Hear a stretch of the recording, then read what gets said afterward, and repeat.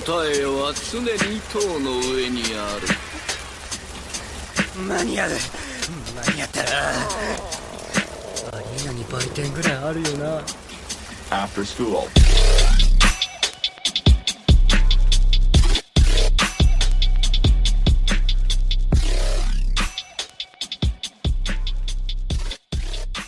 Hey everybody, welcome back to the podcast.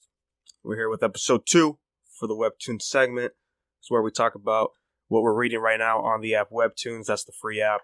And yeah, we're still waiting on Tower to come back, so we're still just talking about God of High School and Lookism. So let's go ahead and just get right into it, man. God of High School, we read the second arc, chapters 9 through 41, the regionals tournament. Dude, lots of real good stuff, man. I feel like this really gave me the taste of what we're really going to see, you know, as far as the fight scenes go. And a lot of it was real spicy, man. But a lot of these characters, I was like, dude, why do you remind me so much of somebody else? It was like left and right. Like we got homeboy in the tracksuit who looks like Chad from Bleach. Dude, the list goes on. And then we got the Hisoka looking guy, like Hisoka Gambit. No, but overall, this was a really good arc. I liked it. Yeah, when it gets serious, the art style vastly improves, and I really appreciate that. Like, you normally see, like, Morijin in his, like, little chibi form. Mm-hmm. When it gets, like, serious, when, let's say, sometime in this chapter, when Dai gets, like, or protects Mori, and he gets, like, sliced, and then Mori's just, you see he just gets really tense all of a sudden, and Dai was like, just go, I got these guys. That was during Mira's wedding, I think. Yeah. The difference between, like, you know, happy-go-lucky to, like, I'm about to kill this dude. I nut for these kind of characters. Yeah, when his expressions change, it really is a tone setter. Dude, gave me big Luffy vibes, man. Exactly. I'm not gonna lie. Every time I saw that, I'm just like, this is just Luffy, dude. Like, it's the same fucking energy. This dude has Conqueror's Haki just waiting to get him. It's like from the get-go, you were expecting like a really big build-up, especially with these with the trend that Webtoons kind of has for some of these series. You know, from the jump, we just really get to see how powerful he is. You know, it's really great. I like the introduction to his martial art. He has his trademark move, the triple kick, the triple roundhouse kick. Yeah, I really like that, the little dynamic and the art style that they have for it. It reminds me of like the RGB, like on a TV. It's very fighting game. When I saw that, and then when Dawi starts doing moves like that too, I'm like, oh, look at this like Marvel vs. Capcom 2 shit. When they have like the blue trails with their supers. A lot of their influences you can definitely see came from video games. We made like a lot of those points the other day when we were talking about it. Like I know Adam was talking about that most of those references, almost every character that he was introduced to and like their moves just reminded him of Street Fighter Alpha 3 Max. Oh, dude, yeah. You know, we had that Armika. You know, we had some Cody stuff.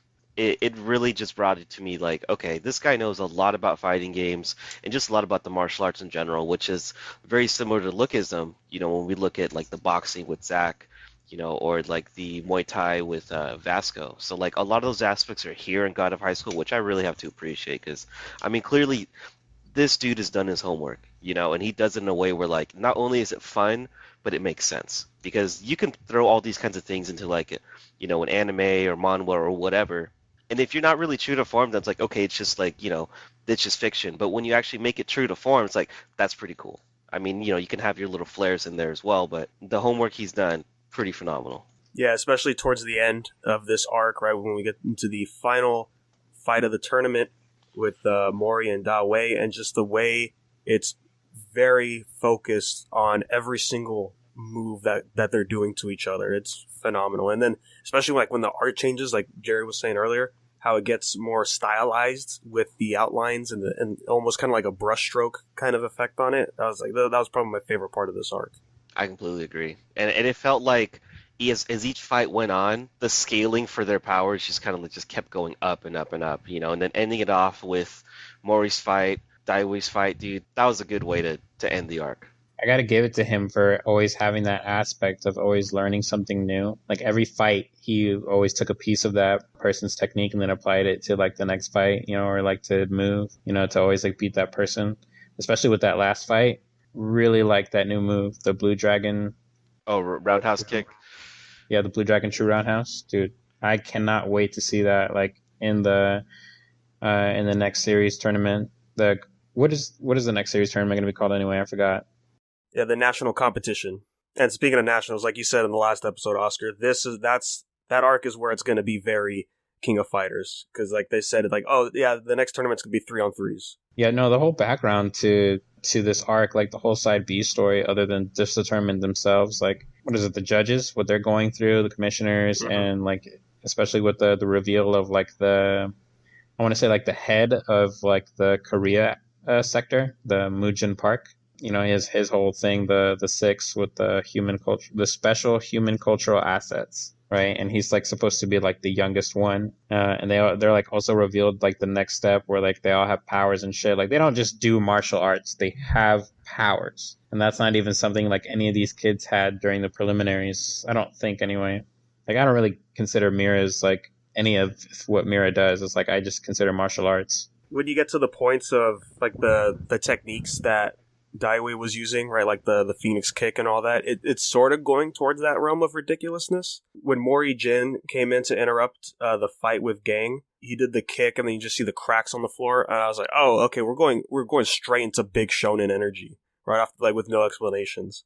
Oh yeah, you're getting that Dragon Ball Z like Coliseum fights, you know, where they have to like destroy the whole fucking floor every time and then redo the thing to do the next fight. Man, we need shirts. Like, we just need to put big and then blank and then energy. Yes. Yes. Also, I did really enjoy this like intro to Mori's grandfather to see like how much of a big shit this dude really is. Oh man, Heihachi energy. Dude, exactly.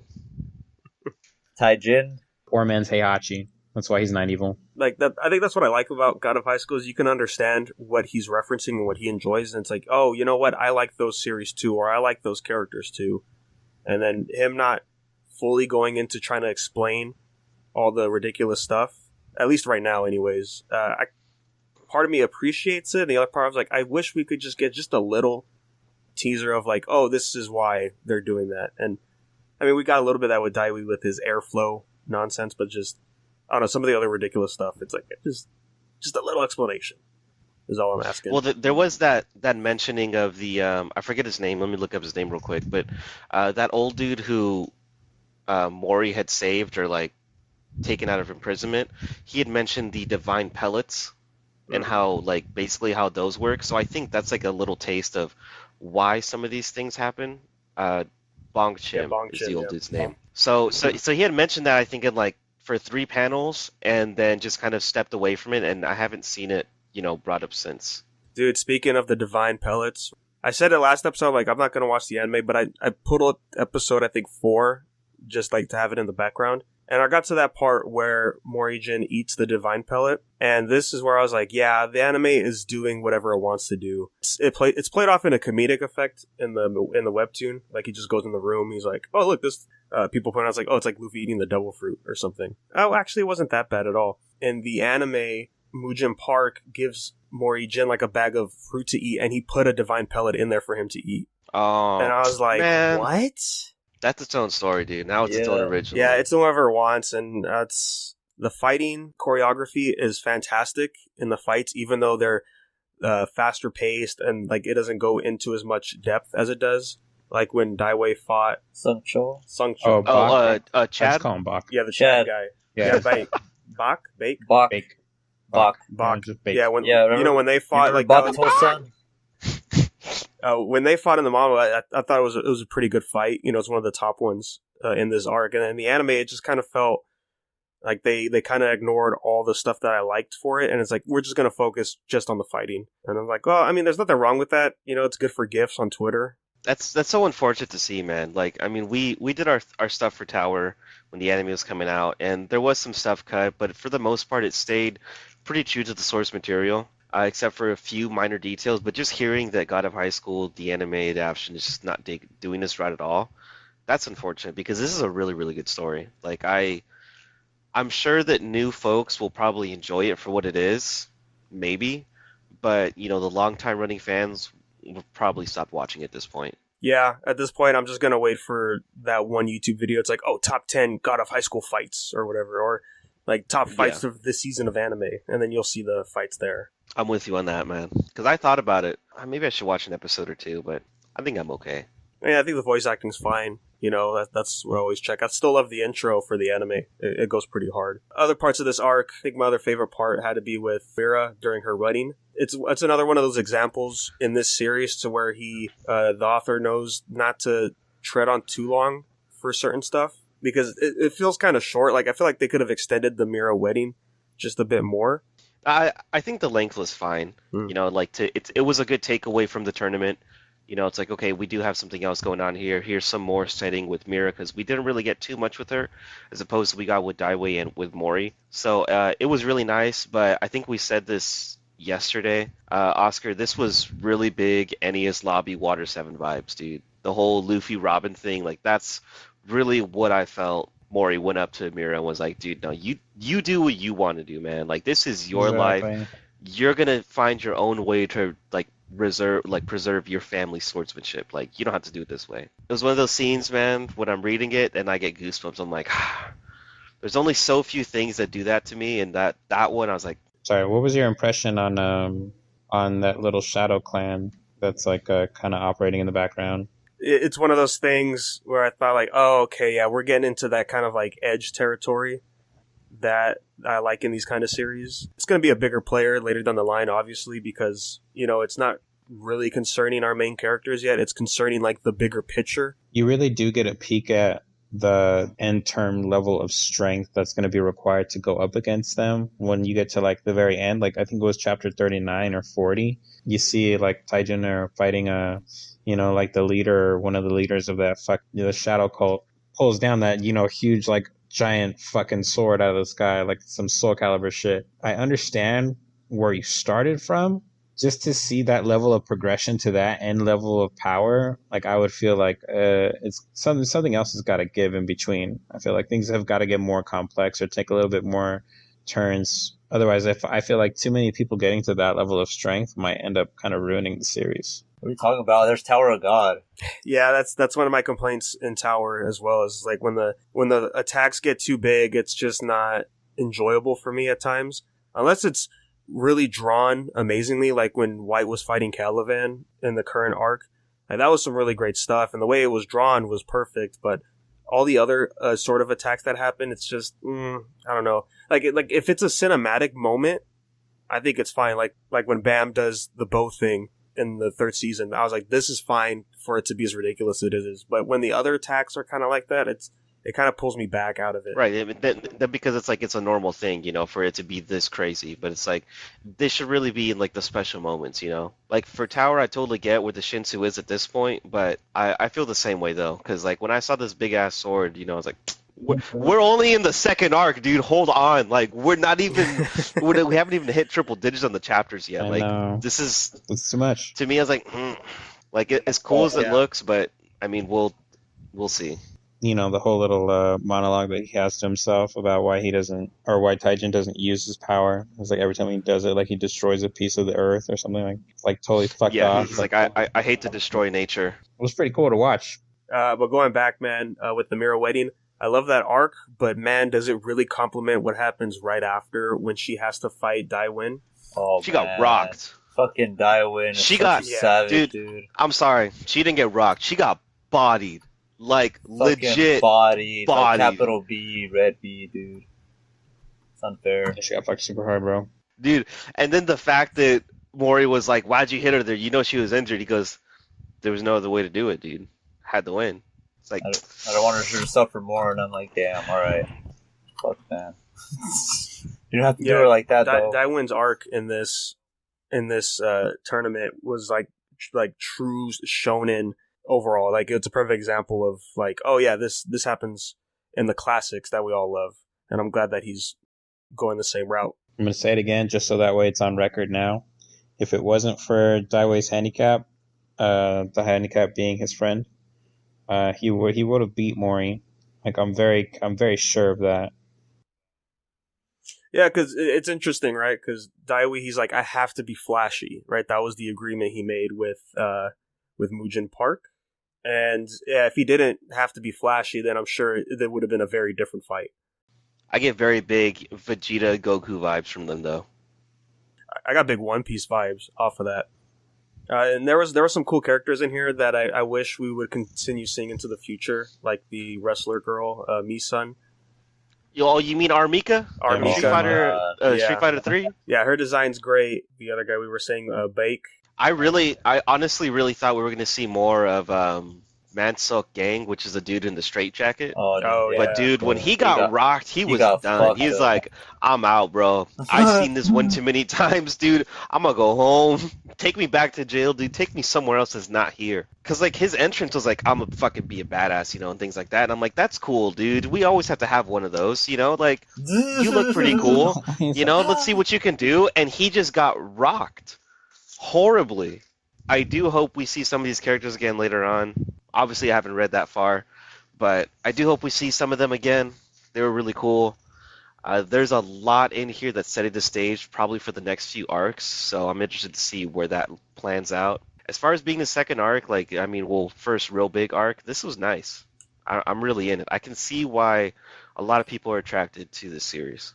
Oh, yeah, man. And then, we got to the end. I think it was like the final chapter, right, of the arc. We're introduced to a lot of characters that are going to pop up for the next tournament.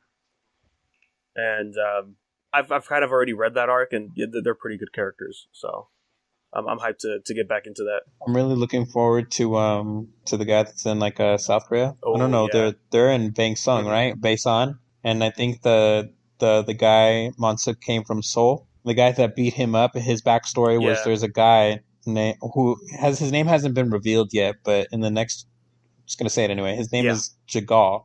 It's like the guy with the teal hair. I was Jagal, fool. Jagal? No. Anyway, Gerard? Jagal with a G. Gerard Way? Gerard. Yeah, Gerard. He literally looks like Cody from Street Fighter Alpha Max 3. Oh, dude, no way. I mean, I don't know if you remember seeing him or not, but you can just reread his backstory, chapter 13 or chapter 12, one of those two, and you'll see him. And he's got the teal blue hair. And he won his national, I think, in South Seoul or whatever the fuck. And so he's going to be in the next arc, and I'm really looking forward to that. Because he was there, I think, for the finals, watching Mori Jin and Daiwei, and he was like, he was having that monologue to himself. He's like, I was expecting Mansuk to be here, but he didn't make it. He's like, I guess I got nothing to worry about. And then he watched that nigga do his Blue Dragon true roundhouse kick, and he was not impressed. So I'm like, really? Not worried. Okay. Yeah, man. So I'm definitely hyped to check out the next arc. This one was pretty solid for a tournament arc. Yeah, it kept up the pace and consistency really, really well. Even when they did a little side story with Mira, the consistency was perfect the whole way through. So I really would have to appreciate that. I hope the next arc keeps that up as well. I want her to find her sword, dude. That's what I want. I want resolution, bro. I want her to learn how to use the fucking thing. That's right, because homeboy stole it at the end of the wedding. I want this bitch to pull a Kuwabara on me and fucking get a spiritual sword. Dude, I could see it happening. I really could see it happening. What is the reasoning they have right now? It's shockwaves, right? They're airwaves, and flow and all that. So that's gonna be cool, man. So let's go ahead, get into that Lookism. Now, last time we talked, Oscar was not caught up, but now you are. Hello, Oscar. Welcome to the family. I'm a big boy now. Welcome to the big boy club. So I gotta say, man, what were you feeling when we got that big shift in the series from K-drama to shonen? Just like Daniel, bro, I feel like I got the change, dude. One of the biggest things that struck out to me was the way that he interprets the perspectives of everything that happens to him. And I'm not gonna lie, at the very beginning, it was very mom heavy. It was very eccentric on that guilt that he was feeling for a good while. And I'm like, okay, bet, but that can't be your sole reason for fuel, And then more and more, he keeps catching on to these other mistakes that he was making. And I'm like, oh, Jesus, dude, this is everybody's life right here. This is a word for word Bible that people should probably be following. But I didn't want to use the term Bible because obviously but you know what I mean. It's really good, dude. Hey, dude, how did you feel? Because this was a really big point for a lot of us that have read it. There's a specific part with Daniel that was the turning point for me. I was like, you were already cool, but this point, now you're my fucking boy, dude. It was when he fights as Fat Daniel, he fights Logan. I knew you were going to say, as soon as you were talking about all of that, that was the very first thing that came up to my mind, dude. To quote that motherfucker, he's like, put him up, motherfucker. right after he gets slugged, dude. Oh man. That fight, look, there's a lot of great fights in the series, but that one, like, still gets me to this day, dude, because he was like, nah, dog, I'm going all in on this one, and it was so good, so clean. You don't see his ass. Well, you do see his ass again, but like after a good while, and then you see like that upgraded version of his older body, and I was like, damn, nigga, finally some improvement. Dude, after all that workout that he does, you know, when he's doing his night job, like, something's gonna happen eventually. When I got to that part, I felt like, oh, I see what's going on in the series. It's all about the dual personality of Daniel, right? The fat body and the hot body. But now Fat Daniel is starting to change. Right. And what I liked about that fight a lot is his face the whole time fighting Logan was very similar to the new Daniel. And that got me thinking, I'm like, oh, so this is the goal for the end of the series, is that the new Daniel's body's going to go away, and then it's just going to be Daniel. Except right now in the current arc, because like he kind of like, he's now going in his own route with himself. He's being brave, dude. I fucking love that. He took the initiative, and he's like, well, I wouldn't say he took the initiative, because obviously he was like very like ignorant. You know, he thought obviously he was tricked, and he, you know, fell into that whole thing. But like once he realized that he was in the shit, he immediately acted. No, I completely agree with you though, 'cause like he thought, you know, he had like the hot shit to like go in here and do anything with workers, but clearly no. They're like, nah, bro, we got the law. You can't fight us. Like we'll sue you, dude. Dude, there was a point I think in this series I'm like, but why hasn't anybody pulled out the legal card yet? And maybe I spoke too soon, because once this latest arc happened, and was it Samson? Is the name Samson Seong or whatever? Yeah, Samson. He's like, Samuel. oh, dude, Samuel. There you go. He's like, hey, dude, I'll sue you. I got the legal team right here, dude. We're ready. And it's like 6 dudes right behind him, and it's like, well, you could just leave and it's fine. I'll forget about it. I was like, dude, how are you gonna do this, man? Gotta you walk can't away, use your bro. fist no more. Yep. You know? Let me tell you how much bullshit this arc is going to be, though. If I read it correctly, Workers is one of 4 companies, one of 4 affiliates. So we're only looking at one of the 4 affiliates of one. It's a quarter of Workers. The very first thing that came to mind, I was like, this is going to be a really long arc. Like, this is about to... Oh, yeah. Probably going to be, like, towards the end of this year. And then we'll probably, at least, hopefully, be, like, 3/4 of the way done. Or it's going to pull a Hostile, where it's going to, like, start into it, and then some paradigm shift's going to happen, and then they're going to, like, juggle it for a couple months, and then they're going to come back to it. So let's go ahead, man. Chapter 6 and 7 of this arc, Workers. I just got to say, man, we said it last time, too, the boy, Warren Che, man. Dude, Uncle I Warren, want him bro. to be my dad, bro.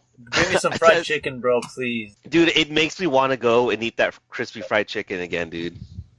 Man, I'm really glad Warren Che's in this arc, because I'm like, sure, we got some stuff out of him, but the stuff he's doing now is so good. It's really fleshing out his character more. I love it. You know, and I had the feeling when this arc started, and then we had those 2 girls from Hostel, like somebody was going to make an appearance, but when it was Warren, I was like, okay, I'm with it, and his reasoning was, I don't want, what's his name? Not Jay. It was Eli to get involved because he has his daughter. I want him to worry, you know? Yeah. So for him to be the good big uncle, and it's like, no, I'll go handle it. It's like, all right, man. And I gotta say, man, freaking Do in these chapters. Dude, I didn't think he my was gonna come boy, back, dude, man. bro. He's coming through, dude, with the acting, man. But like when shit gets rough, he just fucking lost it, though. He's like, Dude, that shit was hilarious. He's like, hey, how about you guys fight each other? And then like we kind of forget about it. And then when next time we see him, they're he's actually like really doing fucking it. slugging each other and shit. Oh my gosh. he's like, why are you going so hard? No, yeah, they're actually talking shit to each other, like because it's not the first time that they fought. Although I do want to say that the fight, I think it was in this last chapter with Warren and that other security dude, where he's like, you remind me of me and my younger self. I'm like, dude, there's something that's going to happen from this. Like, with these 2 characters, something is going to happen in this arc. Guaranteed.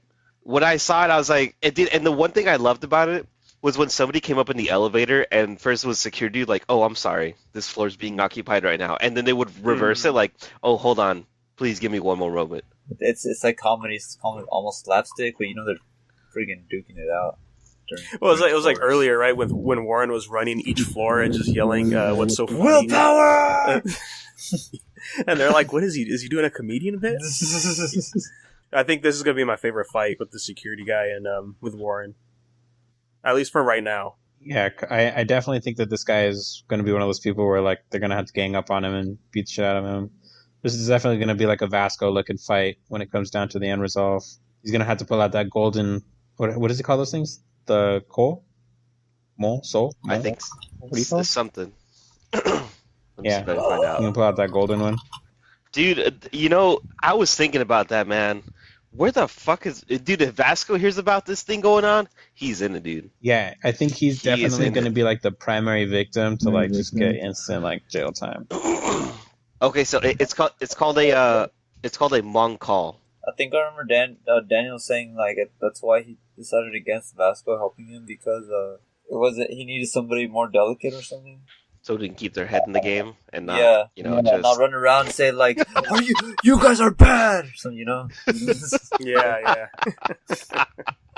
Man, I love Vasco, dude. Dude, but that's why he could have got Jace instead, dude. Big old Dumbo ears. I don't even know, dude. I don't even know. You mean Detective Jace? Professor Jace? Yeah, bro. Detective Yeah, Jace? dude. Yo, Vasco's boyfriend. Detective Jason. my nigga Monkey Right, bro? Straight up, dude. Yeah. Monkey P. Right? I'm all about that shit, dude. As soon as I saw that little logo, dude, I was like, sold, nigga. Top five right here. Right, sure. Also, Jasmine's such a cunt, dude. Fuck that bitch. Yeah. I don't give a shit. I don't give a shit how much her daddy touched her. Don't care. Fuck her. I don't think she was telling the truth, though, man. I still Did don't. you not see that little I thing? don't think like, so. Why? That shot of her dad in her bed. Yeah, Dude, in his underwear. I don't believe it. I don't See, believe it. I don't know, man. That feels like it could be true, but then it's like, oh, they could be just messing with us with this shot. Dude, exactly. And that's what I think. And the reason why I think even more so that it was fake is because she had said, like, oh, even if it was fake, would you still have come and saved me? And because Zach is such a gullible guy that he is, that he just has that like hero complex to want to save everybody, then it made much more sense for it to be fake as opposed to true. That's my reasoning for it.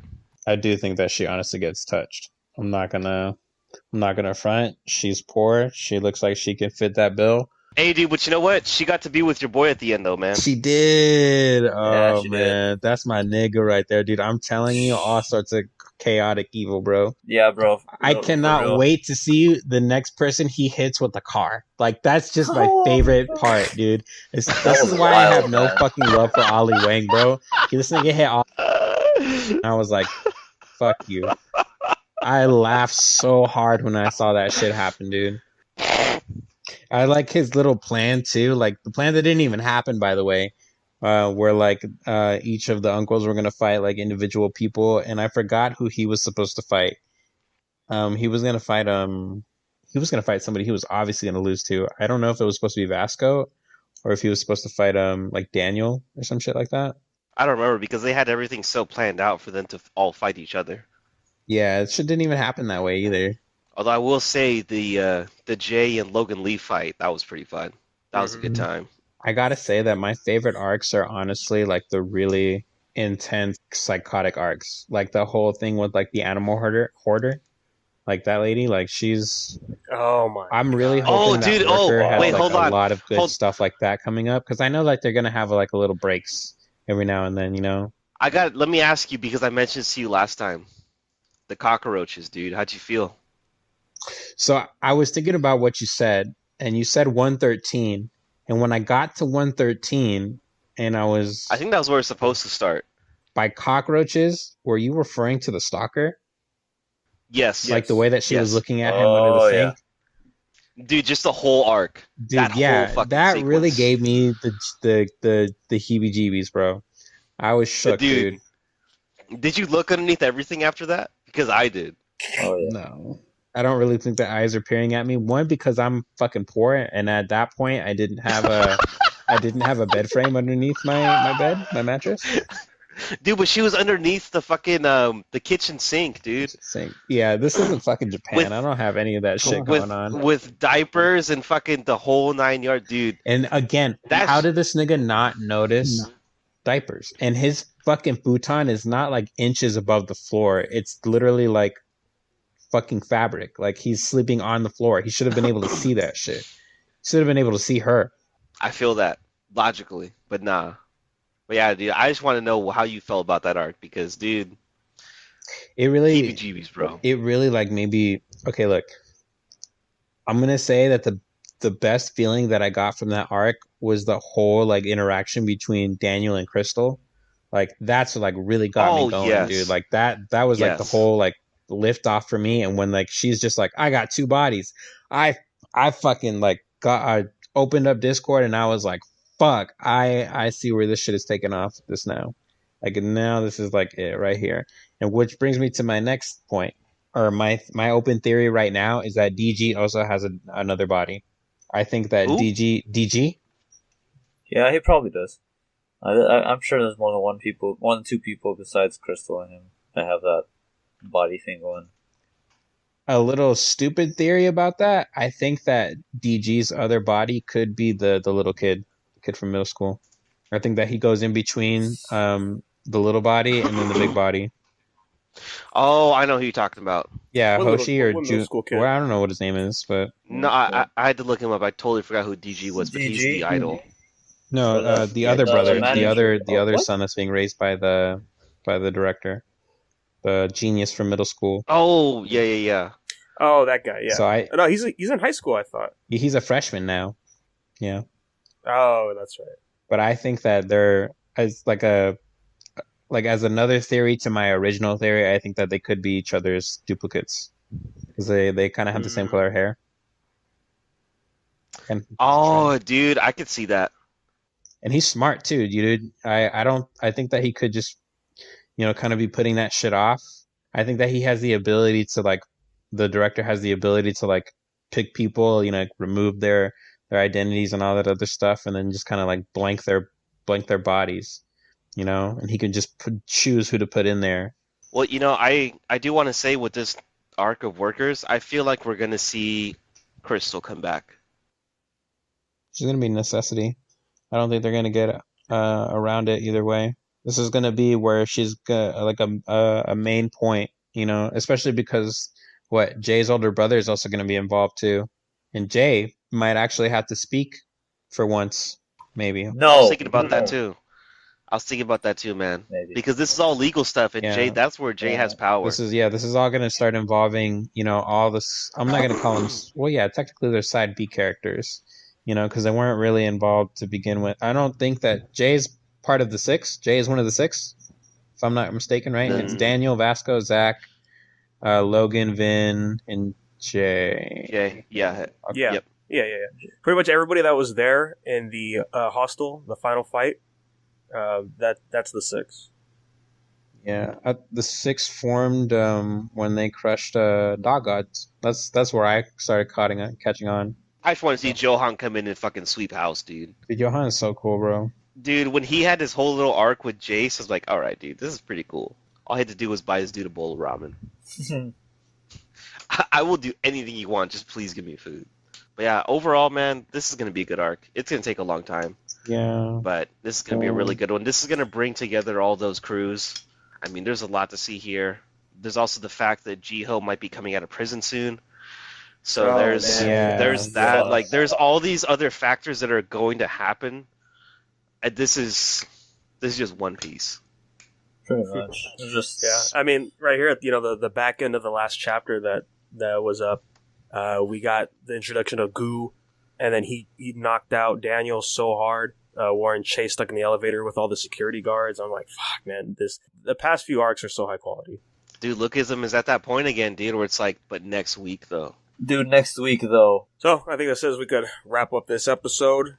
Very hyped to see what's going to happen in both of these arcs that's happening right now, and just can't wait for Tower to come back. Dude, I really want Tower to come baback, man.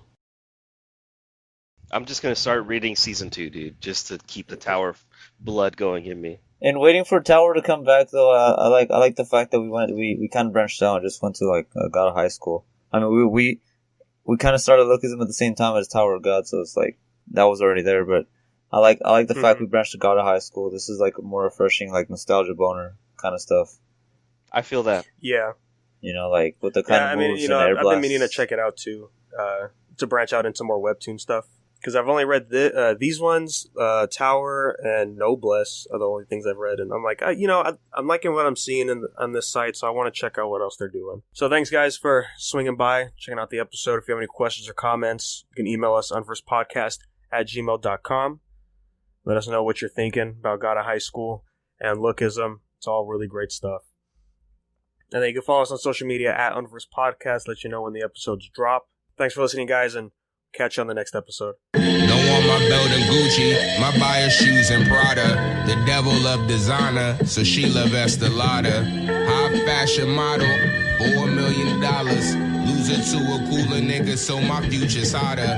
Damn, just a dream, fuck a fino. Was you really, really, really on the ride though? She was on that nigga dick on the side though. Better calm down, ever wonder what you hype for? All the sad kids are at it again. All the sad kids are at it again.